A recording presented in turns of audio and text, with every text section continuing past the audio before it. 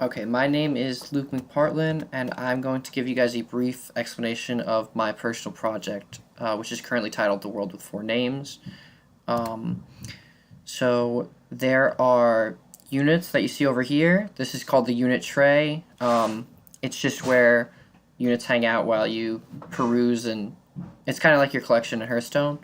So the first thing you got to do is you build. Each team builds an army. There's going to be a player one. He's going to be over here. Player two is going to start over here. And once the game starts, there's going to be something called Fog of War. So you actually can't see what army your enemy builds or what army you build. You have to do some scouting, figure out what they're playing. So player one is going to build their army in this space here. Once the game starts, they won't be able to see in this space here, just what their units can see. So you need units with vision, so you can see things around you, including like your own territory. But usually when you have units here, you can see your own stuff.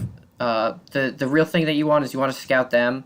You want to send out some early things. Each team has some stuff that they can send out pretty early to figure out what their opponent's playing, what they're doing, and how they want to play around it. So I'm just going to throw some random. This is obviously not how you want to build your army, but so what you end up you put some units on the field, and each turn you get a set amount of food. So food is a resource that you use to wake up your units. So right now, as you can see, these units can't see anything around them. They can just see themselves, and they can't move. They can't attack. They can't do anything. And what you need to do is you start each turn with one food, kind of like mana crystals, and you could feed one unit and wake it up. So now I have one unit that can move. He can actually attack. I'll attack this unit just to show you. So it kills that unit. It's gone now. And so now our information thing says that I woke up a scout. My scout attacked a scout, and the scout died. So yeah. So that's the basic gameplay. Is you wake up your units, you walk them around, you kill other units. That's the core of the game. What gets really interesting here is the use of Fog of War makes it so you need to be really aware of what your opponents are doing. You can see that your hut is actually way back here in this corner, and there are flanking paths that are by default like outside of your starting like territory. So you do need to put at least a little bit of effort into making sure that you're not getting flanked. And each faction has its own play style, but there are always variations to that. So this is like this one right here. This is kind of like a late game. They ramp up their food generation. So food generation, that's going to be what I define as like the biggest difference in the factions. This green faction, they're very aggressive. They have to close out the game early because their food comes from these bushes. You put a bush down. You put your units down. You attack the bush. You get like a certain amount of food from that bush. And you could spend that food on whatever you want, but then that food is gone forever, and the bush is gone forever. So you can't constantly generate food from the bushes. You could destroy like your 4 bushes, you get like 15 food or whatever, you wake up like your 10 guys, and then you're done with food. You can't wake up any more guys, you can't spend food on anything else, you're out of food for the rest of the game.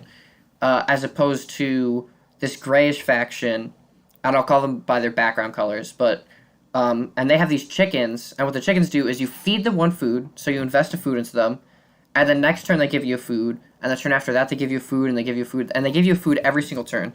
So these are basically like empty mana crystals, and when you feed them, you basically have a full mana crystal now. So these are like constantly generating you more resources to use to wake up your guys, to you can do various things by feeding your units. But yeah, so these guys kind of ramp up. And then these purple ones are more like Zerg kind of, where you could flood the board with them pretty easily. You can get a lot of these units on the board, but they're very weak. And in addition, they have a mechanic where you could sacrifice your units for other resources. So you could sacrifice your units to buff your units. You could sacrifice your units for food, or you could sacrifice your units to turn them into different units that can then like become part of your value engine somewhere else. So I think this is definitely the most interesting one. So I'll give you an example. This larva right here, when it kills something, it becomes a chrysalis. And then when that chrysalis dies, it becomes a devourer. if something kills this larva, if you eat this larva, then that unit just gains 1 attack. If the devourer kills a unit, it gains 1 health. So, and then this is the broodmother. This thing can spawn a good amount of larvae. So you could produce these larvae, kill them, gain resources, gain value, or you could just kind of just rush in, be aggressive, like sneak up behind them, try to flank them. These guys have a really diverse profile. I think they're definitely the most interesting faction. So yeah, that's the core of the game. Is you want to destroy the enemy hut, and you want to do it by managing your resources and kind of denying them resources. So another interesting thing to point out is that was a misclick. So another interesting thing to point out is that while this faction's units are like sleeping, you could still run over and kill them. So that's added value to the flank. And if you kill these chickens, it's like destroying mana crystals. You know, if this faction goes over and destroys their bushes, you know, that destroys their food generation for the rest of the game. That hurts, you know. That can be a real game swinger. So yeah, so I will cut this into a quick example game to showcase some gameplay. And that's it. Thank you for your time.